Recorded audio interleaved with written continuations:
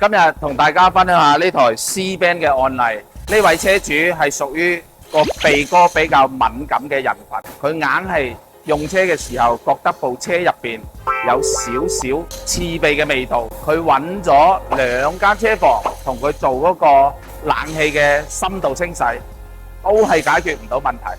後嚟通過我哋嘅檢查，就發現咗係因為呢個凍蓋氧化咗。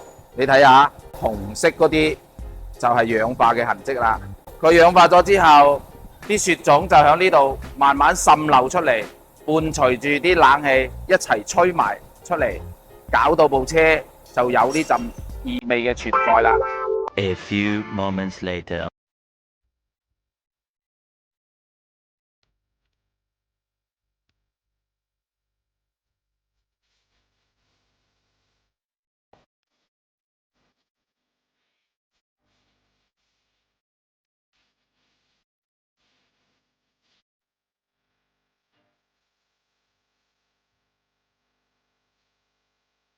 新嘅蒸發箱已經到啦。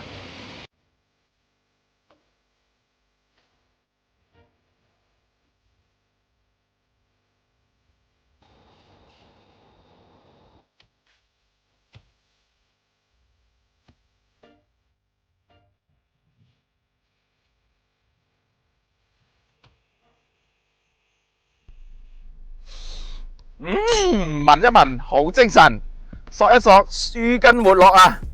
解決咗個凍開問題之後，個空氣嘅 PM 值直接回復翻2.5嘅水平啊！如果你台愛車都有冷氣方面嘅問題，歡迎隨時過嚟保德揾我哋會出一個合理而精準嘅解決方案俾你。OK？記得關注我哋中山保德柯。